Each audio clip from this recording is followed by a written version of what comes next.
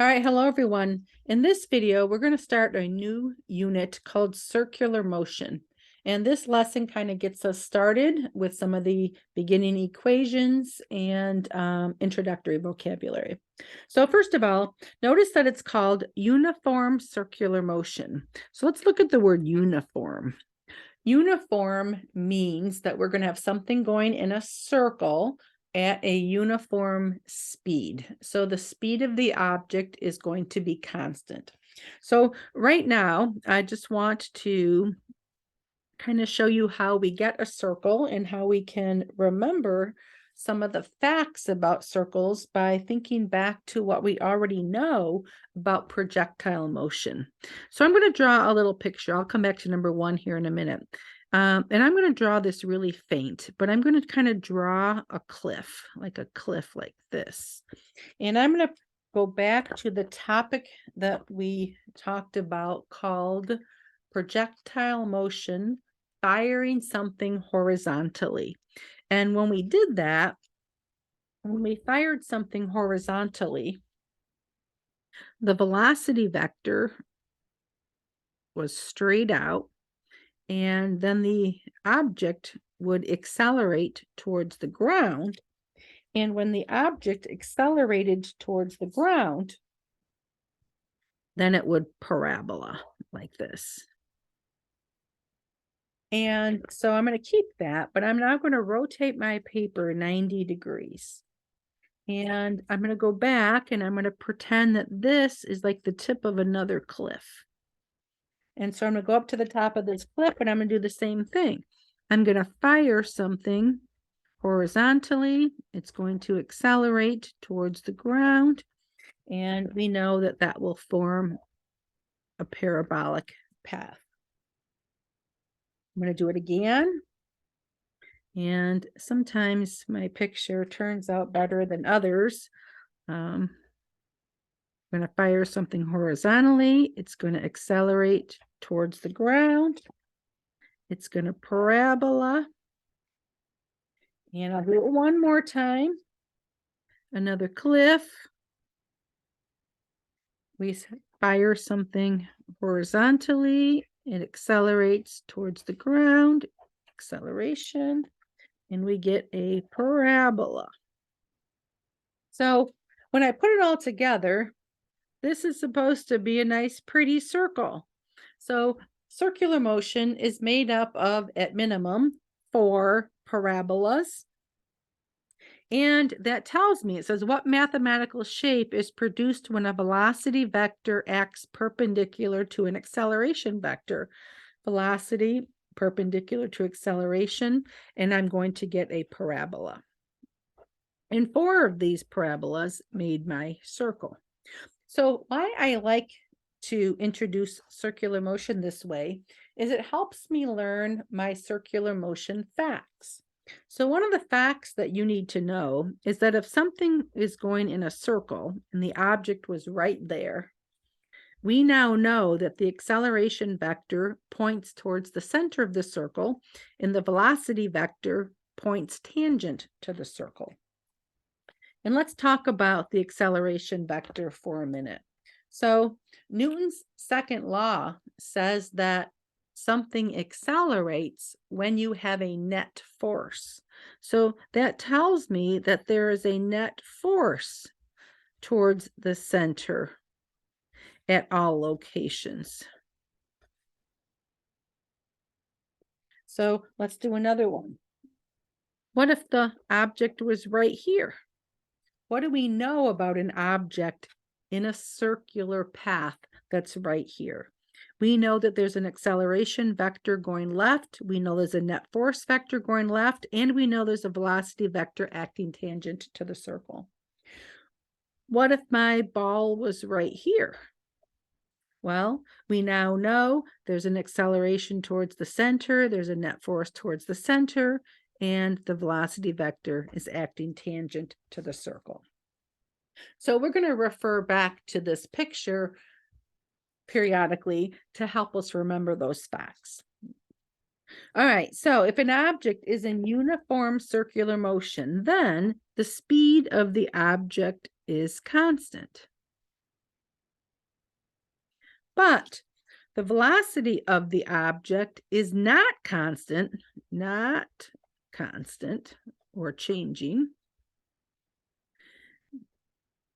So why is the speed constant but not the velocity? Because remember that velocity is a vector, which means it has a magnitude and it has a direction. And the magnitude, like the speed, is constant, but the direction is always changing. The direction is changing. And how do I know the direction's changing?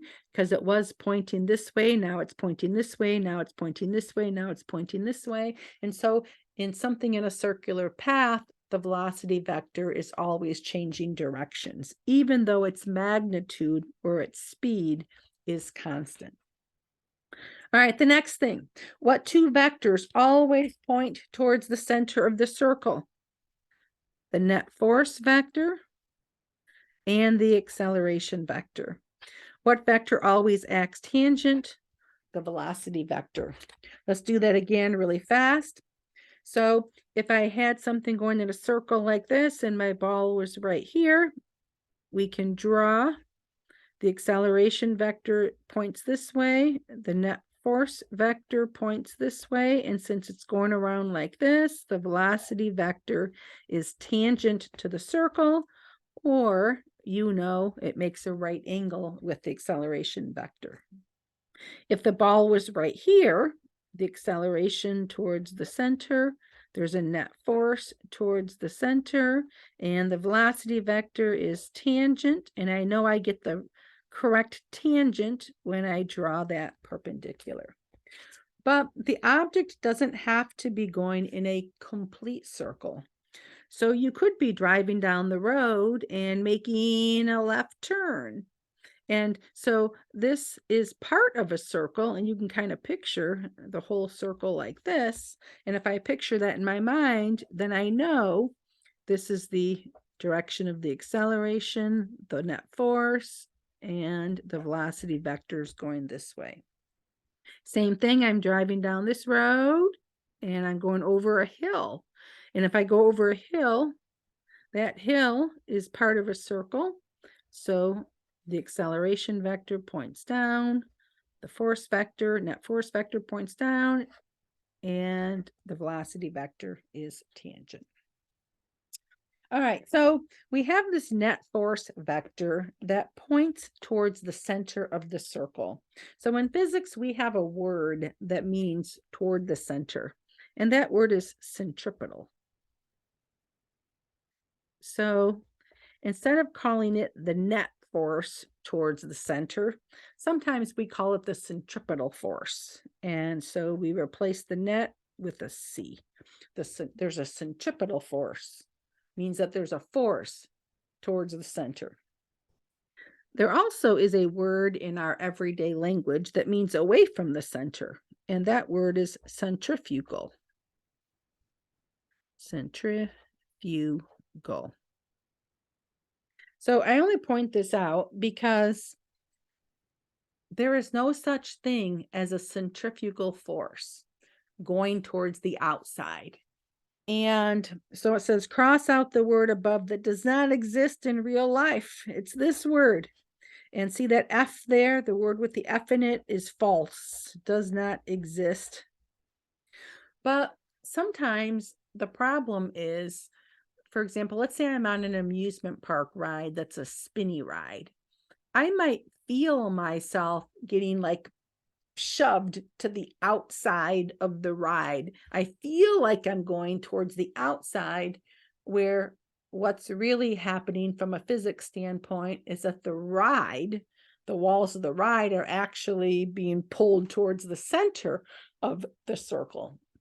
And so we came up with this word, centrifugal force, because we had a concept of what was happening, but we did not understand the physics behind it. So You do see that word and you see that word used sometimes, but it's often used incorrectly in our everyday life. So just know in terms of physics, there is no such thing as centrifugal. It's always a centripetal force. Something might think it's going towards the outside, but it's really the other thing going towards the inside. Okay, so we do have a new equation, and the new equation is for acceleration. So we said that there's an acceleration towards the center, and it gets its own equation, and it's v squared, velocity squared, over the radius of the circle. The radius is normally written with a lowercase r, but my lowercase r's look like v's, so I'm going to always use the capital R. So for acceleration, we have our three acceleration equations. We have F equals ma, and now we have v squared over r, and we use this form of the acceleration if something is going in a circle. So it says, what is the equation for centripetal force? So really, the equation is F equals ma, because you already know F net equals ma. But now we know that F net goes towards the center. So sometimes we write it like this, equals m. And instead of a, generic a, if the a goes towards the center, we now can call it a centripetal acceleration. Centripetal acceleration. And so if I plug in my new acceleration, v squared over r, this is sometimes called the centripetal force equation. This is the form of F equals ma that you use if something's going in a circle. Okay, so the next thing that we want to talk about is T. It says, what does T stand for? T stands for the period. And the period is the time it takes something to go around the circle once. In physics, the word period is the time for something to occur one time. So it can be one circle, it can be one boing, it can be one vibration, it can be one swing, but the time to go around the circle once. So the period is the time for one spin. And since it's a time, it's going to be measured in seconds. All right, so let's pause for a minute, though, and talk a little bit more about period. So what if an object made 10 revolutions or 10 spins in 5 seconds? What would the period be? The period is how long for one spin. So 10 spins in 5 seconds, that'd be like 0.5 seconds for one spin. So another way that you can look at it is, since we know that period is in seconds, the seconds has to go in the numerator. So it like took 5 seconds for 10 revolutions or 10 spins. An object makes 12 revolutions in 18 seconds.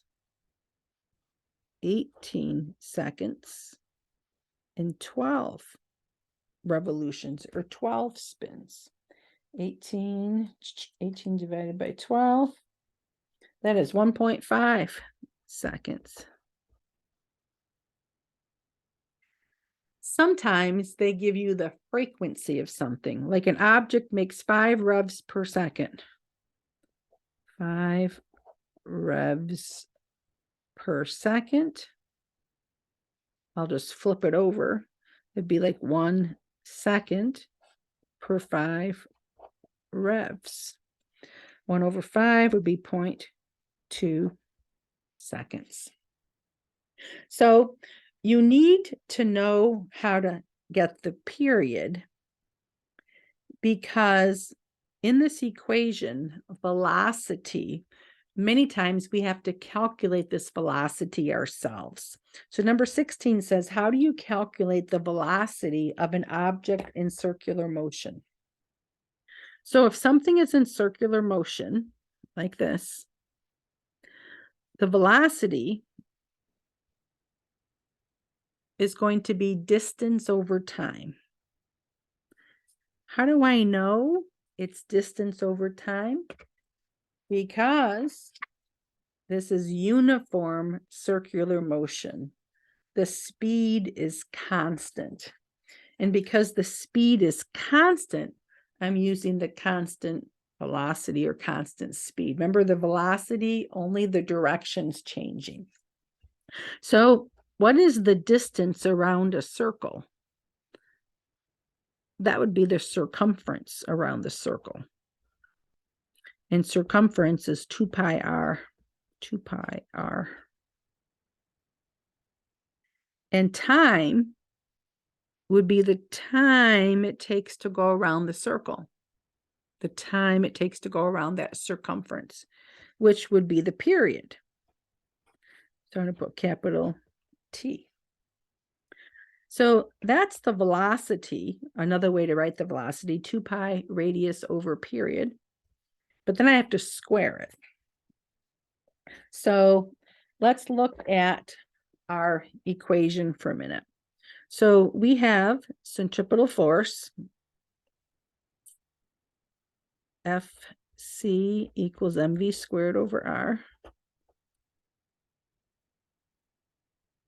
And now I'm going to plug in this velocity, and I'm going to square every term. So 2 squared is 4 pi squared r squared over t squared. But I still have this r down here, so I'm going to put that there.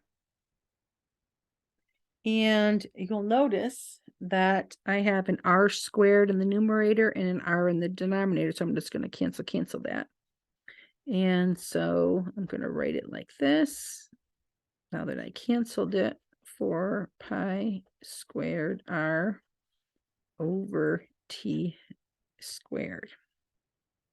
So that's another form of the centripetal force equation that is sometimes helpful. I don't memorize this. I don't like dig it out of a hat. I just kind of rederive it every time I need it if I don't know the velocity. So let's do a quick example.